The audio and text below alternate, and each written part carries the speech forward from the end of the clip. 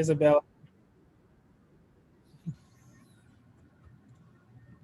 Thank you so much, Isabella, for the kind introduction.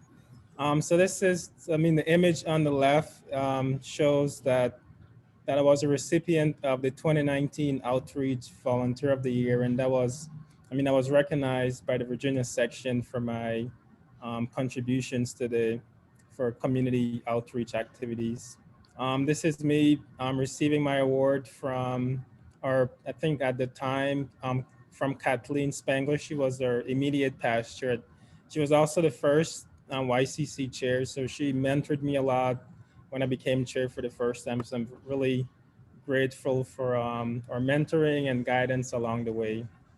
I mean, if you want to connect with me on LinkedIn, you can scan the QR code with your camera.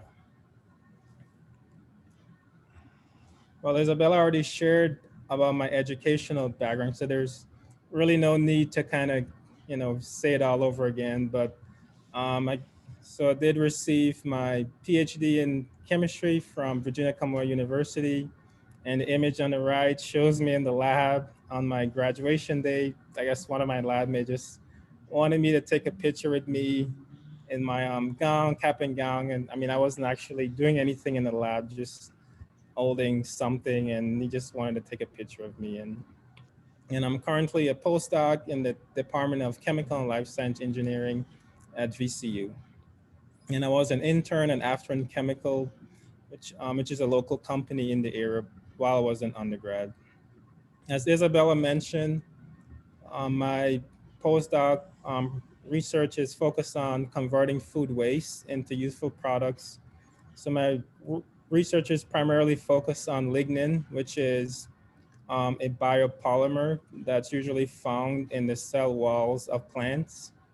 I mean, there's also cellulose and hemicellulose, but my research is primarily being focused on lignin. One advantage is lignin has a high carbon to oxygen content, and it has applications in a lot of different areas, such as carbon fiber,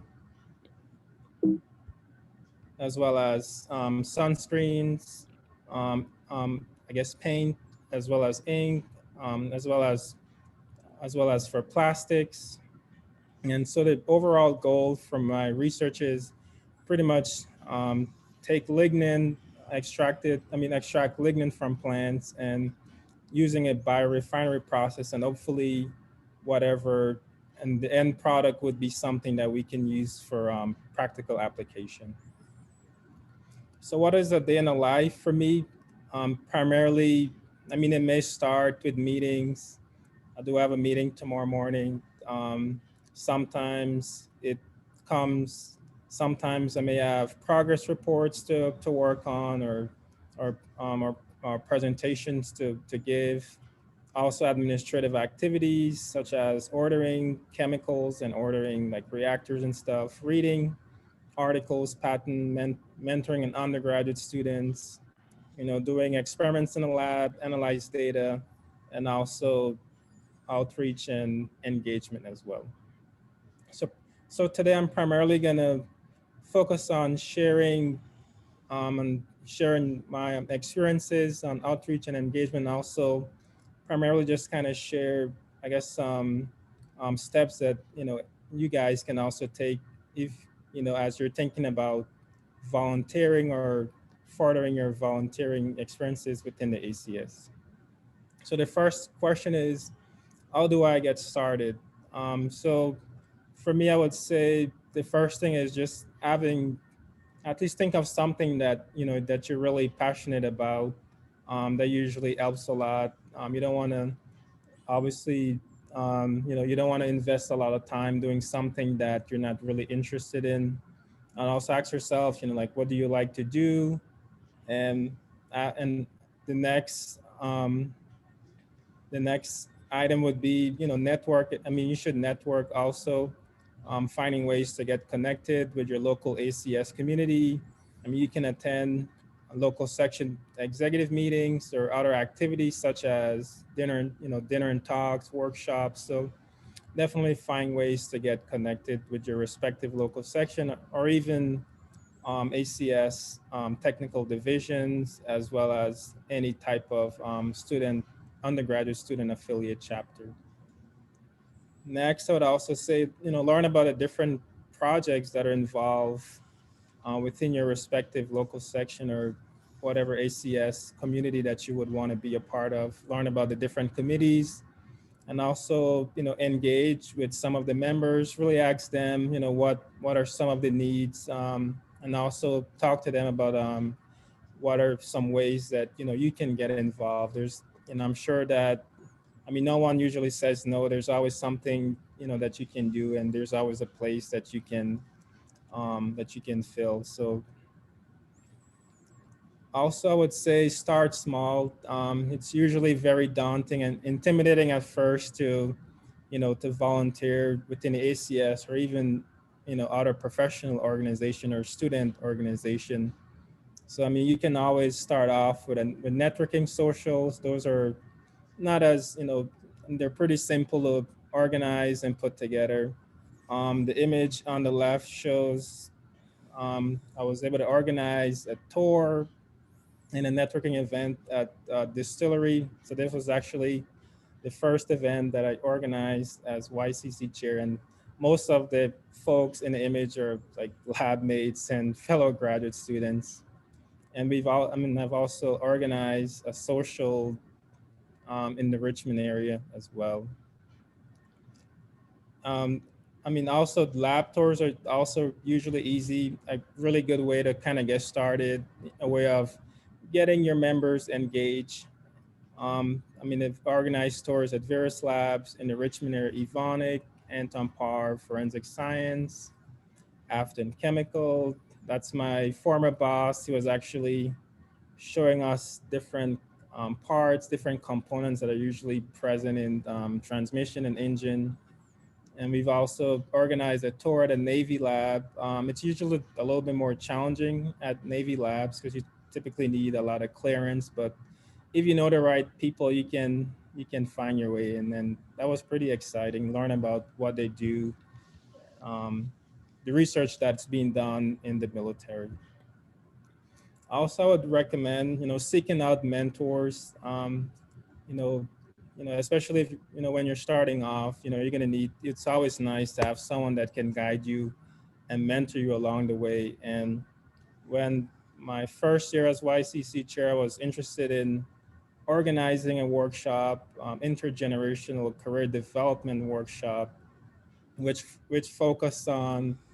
We had sessions on resume writing, finding jobs, interviewing skills, how to network, professionalism in the workplace, and obviously when you organize events, sometimes you do need, you do need funding. So I was interested in applying for an innovative project grant, and since I never applied for a grant before, I sought out guidance from one of our local section members, Denise Walters, and she really helped me and really guided me along the way with the application process. And the grant was accepted, and we were able to use it to support our events. So seeking out mentors is really important, especially someone that's really excited about serving and volunteering within the ACS, and that would be willing to really guide you and mentor you along the way. Also, next, I would say build a team. You can only do so much on your own, and so it's always important to just have a group of people, have a team of people around you that can really help you along the way.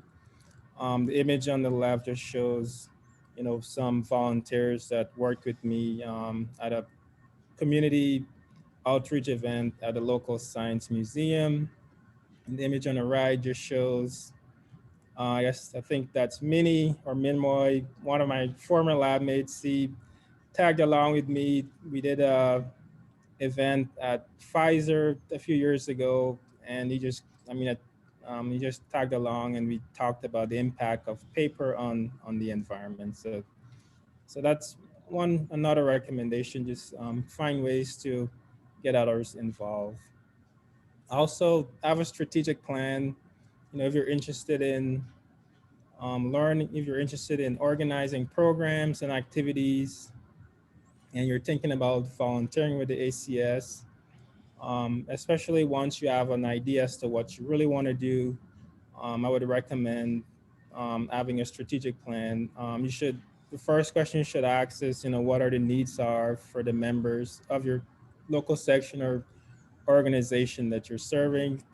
Obviously it's different for different demographic.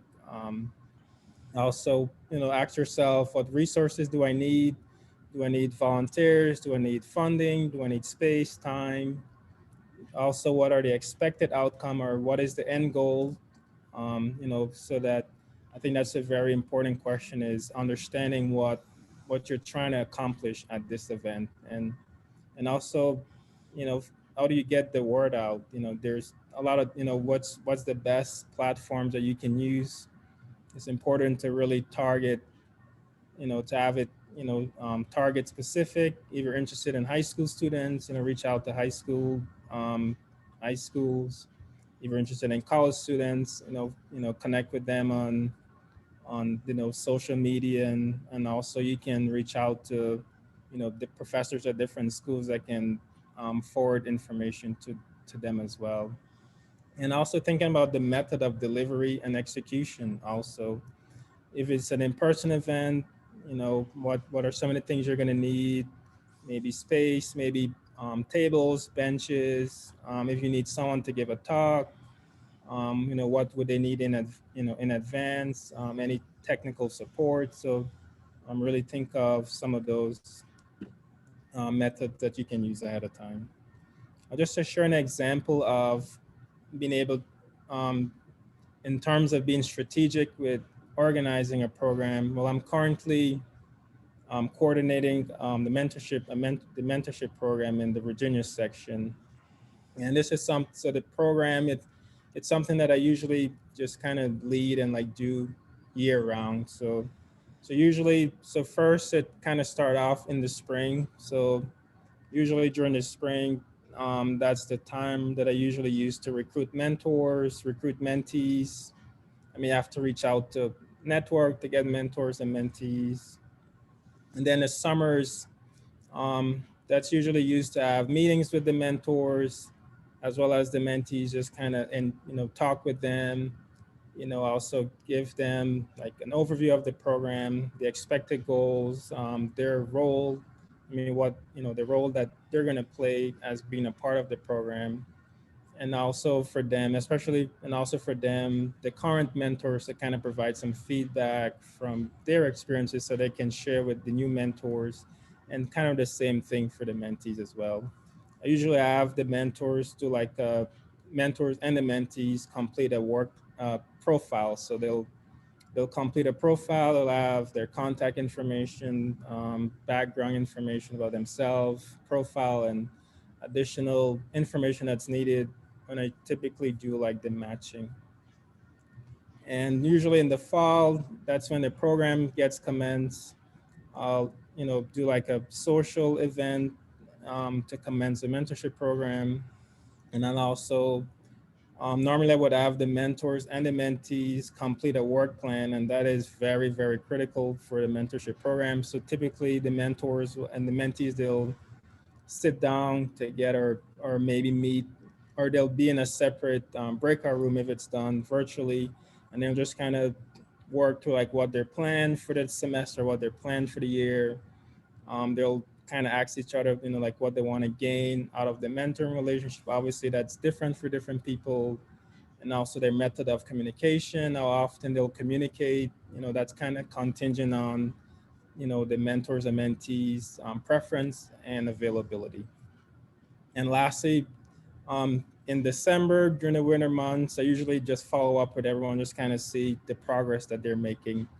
And the top image shows a social that we've did, and I think they were actually doing a poem writing contest, so that was pretty interesting. Chemists having to come together and write a poem. And the bottom image shows, since the social was moved virtually, the bottom image just kind of shows the event that was kind of moved virtually. And it also shows some of the companies that are represented by some of our mentors as well. Another piece of advice is seek out collaborators. it's always nice to, work with different people. You can learn a lot from each other, and also, you know, as well as, you can kind of share the workload as well, which makes it a lot easier. Back in 2019, which was the International Year of the Periodic Table, so the YCC collaborated with three student organizations at Virginia Commonwealth University, and we hosted the second annual chemistry trivia night. So YCC collaborated with our student affiliate chapter, the chemistry graduate students, as well as the medicinal chemistry graduate students. And for this event, we pretty much we had trivia questions that were divided into four sections, and each group um, moderated um, one of the group of questions. So the trivia were divided into four groups of questions. So we had questions on the D block, elements of the periodic table, the S block, the F block, as well as the P block. And that was done in celebrating the International Year of the Periodic Table. And as a result of that, we were recognized with the 2019 Outstanding or Creative YCC Chem Luminary Awards. It definitely, it was really, really good and exciting event. And we had a blend of graduate students and undergrads. Especially for undergrads, it's a really good opportunity for them to kind of talk to grad students about grad school and what's research in a lab is like, and that kind of stuff. And also, Isabella mentioned it before, but um, it's very important. Collaboration is very important. I know you get a chance to meet a lot of exciting and amazing people, but also you get the chance to really learn and really grow. With a really dynamic and diverse group. And as you can see, we hosted an event last month. It's called it was the Global Women's Breakfast 2021, and the theme was empowering diversity and inclusion in science. And as you can see from the top left image, it shows the multiple groups that are part of the Eastern U.S. Partnership. And as you can see, that collaborating, working with different groups, it definitely is very impactful. And also, you can really do a lot of amazing things. And also have fun. It takes a lot of time to organize and put events together, so it's always nice to kind of have fun along the way. So this the image on the left shows a student. He was part of the Project Seed program that I was helping with, co-coordinating a few years ago. And Project Seed is a program that's sponsored by the ACS, and it primarily is done to support high school students from under that have a certain income, and usually they'll get an opportunity to do research in a lab in a for at a sponsored university. So the student here, his name is Brian, and he was kind of looking at testing different materials that has the ability to convert sunlight into heat efficiently. And then if it does, then it's a material that can be used for um, um, water water purification. And the image on the right shows some of the students who actually went indoor rock climbing, and which is pretty expensive. It's not really cheap to kind of do it. So one of the professors, he's the chair of the Project C program, and he actually paid for the students and for the other student ambassadors to tag along, and it was a lot of fun. I had a really, it was for me, it was really good to kind of, I had a really good excuse to get out of the lab and just have some fun with the high school students. It's something. Which is also really good because I think one of the students won. He's wearing the red and white T-shirt. He was really shy, So, being able to do a lot of fun programs with them really helps them to get outside their comfort zone. And then also, as a consequence of that, we can really share with them about the college experience and what chemistry and science is all about, and also it's a really good it was a really good activity because it really helps, and also it helps to connect the students with their with the professors that are mentoring them as well. So, and it was a lot of fun, and I didn't have to pay, and I was able to spend the afternoon indoor rock climbing, so I can't complain. So one of the, I guess, Julian, benefits. jumping in for time. Okay, I think I have, I guess, two more slides and should be good. So I serve. So this slide shows the result of a survey that was conducted by the ACS, and the question was, what non-technical skills do chemists need to succeed in industry? And as you can see, communication was one of the top, and then second is collaboration. There's adaptability, confidence, leadership. And these are definitely skills that you can develop um, in various volunteering roles within the ACS and even other student organization or professional organizations. So, so one advantage of being an active volunteer is that it can really help you with developing professionals skills. And just some parting advice, have passion for what you do, have a plan, start early, be strategic, seek out mentors, and also bring others along with you. And that's it. Thank you, Julian. You certainly have been instrumental, especially in the Eastern US YCC partnership, with your leadership and great presentation. Thanks.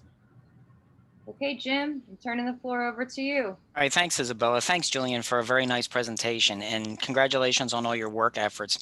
I'm going to try to do a little bit different and give more of a story-based background than a little bit more of a formal presentation. So I became involved with my local section in the 1995-1996 era as I was transitioning from undergrad to graduate student. And I remember every year getting this nice return envelope that went to University of Pennsylvania with a ballot in it. And I said to one of the professors, I'm like, what is this? They're like, okay, well, when you became an ACS member, the zip code that you put down when you joined, that told them what local section you were a part of. And because of that, you get to vote in the local section elections. So I would vote every year and I would fill out the ballot and mail it in and all of that. And we have these very strict word count biographies that you submit when you're running for office. And I started to learn about who these people were. Now, I had no clue what a director or a counselor or an alternate counselor or any of those things were. But I started to get to know who these people were. Now, I hadn't put a face with a name yet or shaken hands or even met any of these people, but it was that you kept seeing them, and it eventually the idea got planted in my mind. Oh, I think I can do this too. And one of the things that I was very thankful in Julian's presentation to see was that he had the ACS logo on every slide. And the one thing that we all have to realize is there's a common thread why we're all sitting on this call right now on this particular Tuesday evening. And there's a common thread that already connects all of us. And the other thing that we can't forget about that is whatever stage that you're at, you've had some training as a scientist, as a chemist, and you know how to set up an experiment and plan it and run it and analyze data, and you know what graphs to make and this, that, and the other thing. And you can take a lot of those kind of skills and apply it to volunteering for ACS. So after a while, I was like, I think I have to start attending some of these local section events to see what it was like and actually meet these people. And I'll admit it was very terrifying, as Julian said, to attend an executive meeting. I went to a board of directors meeting, and with all the things that were being thrown around with motions and seconds and all this kind of stuff, I'm like, yeah, okay, whatever. And I'm like, I'm just here as a casual observer. But you started to learn. And I think any of us possess a unique quantity, and that is you look at something and you can forward project and see yourself in that kind of position and say, if I were to attain that kind of a position, this is what I would like to see done. And that's sort of how it is that it came along with me, that I just started showing up enough that people started to recognize me, and finally a face and a name went together. And I was asked if I would run for board of directors. And I'm like, I don't know anything. But they're like, it's okay. You don't need, there's no degree requirement to run for board, and just go out and try it. And of course, the first time I didn't win, but you keep going out there and you keep trying. And once you get out there, you keep your eyes and your ears open like a good scientist, and you start to see how the organization works. And then I was fortunate enough to be elected as a counselor or a governing representative, and then see how the national organization works. And I thought I was taken aback when I saw how the local section worked. When I saw how the national organization worked, I was like, oh boy, I'm really in for a surprise here. But it was one of those things that, as Julian mentioned, you start to meet people, and it's one of those things where people start to recognize you and they realize, oh, there's something about this person, however it is that they got to this stage of the game, that somebody else recognized. Otherwise, they never would have been elected to that given position. And you need those mentors, and you need those other people out there who will just say, hold it, you can do this. You have an ability to be able to do this. And professionally in my career, it's worked very well, because in the greater Philadelphia region, we have this organization known as the Pennsylvania Drug Discovery Institute. And I started showing up at their talks, and then all of a sudden I got a phone call and says, would you like to be a member of our board of directors? And I'm like, okay. And I'm like, I know how to be a member of the board of directors. This is no sweat. I can do this. And the network that opens up for you and the number of people that you get to meet is amazing. So in a day of a life, so I go back to 2019 when I was chair of a local section, you might wake up in the morning and be like, okay, I have a section meeting that I have to get ready for tonight. What do I have to present to the board? What information do I need to put out there and relate and clearly communicate to the board to let them know how I'm going to try to take this, move it forward, and how is it that we're going to make this entity as good as we possibly can make it. And I will admit, the first couple of times you run a meeting like that, you got to be like, okay, yeah, I got to remember I got elected and I'm the boss. And turning around and accepting that, for some, especially for scientists, can be very, very challenging thing to do, because we'll just sit there and play it down. But it becomes very rewarding as you start to see yourself and you do a little bit of self-reflection on how it is that you've impacted an organization and impacted a sector of that organization. And then after I was finished my year as chair, my successor, Joe Martino, who's a career consultant, says, you know, you would do really well as a career consultant. And I said, you're crazy. You don't know what you're talking about. And he says, look, he says, you've been a faculty member for almost 20 years. He says, you've essentially been doing this for 20 years. He goes, just make it formal. And I will say that ever since he helped me apply for the program, it's been one of the greatest rewards that I've ever had, as being an ACS career consultant. I've had so much fun working in that program and meeting people and getting to talk to people and to listen to how it is that they came along. And another thing that I think is very important is we could all sit back and think about everybody that we took general chemistry with. Now, there were aspects of general chemistry that really enticed us and made us want to show up to lecture every day. And there were other aspects of it was just like, okay, I'll memorize how to do those problems. And when this is over, I'll never go back to that again. And it's diverse as across the board as it is for everybody who's sitting in this room. But that's not a negative thing, because we all work for the advancement of the discipline of chemistry. And when you can bring those people together, and by volunteering and being asked to, can you run a local section event, or can you put on an event, and you run a luncheon, or you run, as Julian said, he runs a mentorship program, but you get the opportunity to do that. You're putting your own stamp on it. You're putting your mark. You're putting on the things that you thought were very important to this particular event and what that event means for the people that are in that local section, or a technical division if you were volunteering at a technical division. But you all got the idea that I can do this. And the first time you look at it, you see these kind of things on LinkedIn all the time. It's like, yeah, just say yes and then go back to your room and cry for 20 minutes and then figure out, okay, how the hell am I going to pull this off? But you realize that you are a trained scientist, so you know how it is to make decisions, and you know how to make a judgment call about what kind of things are going to be important and not. And I give my hats off and full credit to anybody who's pivoted during this time from doing in-person events to online events, and everything you've had to think about times 6 for putting together an online event. My hats off to all of you for giving us opportunities to keep sanity.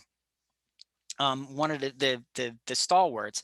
But once you do a couple of those things and you feel better about it. It's just like the first time you do something in the lab. You read a procedure in the literature and you're like, and your boss is like, no, go ahead. I know you can do this. And you're sitting there reading that prep and you're like, oh God, this is never going to, and then you finally get through it. And then the next time you have to do it, there's an old saying that I always use that I learned from a couple of students of mine who went to medical school. It's called see one, do one, teach one. And when you get to the stage where you can actually do that, and you can run an event and you can sit back and say, look, I've run an event like this in the past. These are the important things. These are the key logistics issues that you're going to have to address. These are, especially if there's food, this is going to be something that somebody's going to want and they're going to know when they're going to eat is going to be important. Or lining up speakers and making sure speakers have adequate transportation, or if you have to put them up in a hotel overnight and things like that, make sure all those details are worked out. And the key thing is, from all of that, you start to meet people and they start to learn you, and they start to learn about what you're passionate about and what about this discipline excites you. And what about it is the things that they say, oh, we're going to have this kind of event. This is the person that I want to contact because I know that they can do it. And the network of friends, and to use Julian's word, mentors that you end up finding from getting involved is amazing. And there'll be people there that at one time you were be like, yeah, I can't talk to them because of what level it is that they're at. Then all of a sudden they're calling you out of the blue and you're having an hour-long conversation about things that you never figured would ever happen. But again, it's one of those time building processes where you give of yourself, and what it is that you end up getting back is unbelievable in return. I mean, the number of people that I've met through working with ACS and all of that is unbelievable. And just the mentorship that I've gotten, either direct or indirect, over the years has greatly advanced me and put me in a position in my own personal career as an academic to give me greater opportunities. And some of them, yes, I met with hesitancy. Now, I'm actually a member of an institutional animal care and use committee. So I can proudly say that I am certified in rat and mice survival surgery and applying and administering analgesics to rat and mice after surgery. And I never would have figured that I would have done that. But yes, was it frightening to do it? Yeah, very much so the first time around. But when you went and did that, then I could bring something to my day job as an academic that I could pass along to people and say, you know, if you really have a passion about doing this, you might want to look for opportunities like this to help you down the road. And having gotten some opportunities like that, I've been able to expand my own research endeavors because, as Julian had mentioned in his presentation, we don't work alone in a vacuum. You'll never get any science done in a vacuum. And we can't be all things to all people, and you need collaborators. But the thing is, people are only going to reach out and collaborate when they know that the people that they're collaborating with are going to deliver on the deal. And your experience, especially your volunteer experience, is really going to help people see, oh, okay, yes, I know that a research lab to lab collaboration is not somebody being an ACS volunteer, but if they see that you've done that and you've accomplished things like that, they're going to say, all right, I probably guess that they can do this in other ways as well. So don't be afraid to try. That's the thing. And I know from my experience with ACS, getting people to step up and volunteer has been very, very difficult. But the ones who have sort of drawn that line in the sand and stepped over it and volunteered, they're very happy that they did that. And don't be afraid to try. There's no fear in trying. It's just like you could talk yourself out of doing the experiment that'll win you a Nobel Prize, but you can't be afraid to at least go and try something. And even though you say, I have zero experience in this, you have a skill set based on what it is that you do. And the rewards and the satisfaction that can come out of that can be so great that just go with it. Don't be afraid. There's nothing to be afraid of. And the ACS, realize this, folks, that even though ACS touts that they have currently, I think, 167,000 members, it's the smallest, largest community that's out there. And the people that you meet are probably people that you're going to bump into later on down the road in your career. So the earlier you can get to know them and the earlier they can get to know you and what it is that is what makes you passionate and what spurs you to keep doing these volunteer things, year after year, month after month, week after week, is going to only help you. So my advice is get the mentors and don't be afraid. Don't be afraid to try something. And with that, I will conclude and yield the floor. So thank you, Julian, for being my partner in this. Thanks to Isabella and thanks to Megan and everybody else who's been running this operation this evening. My sincere thanks.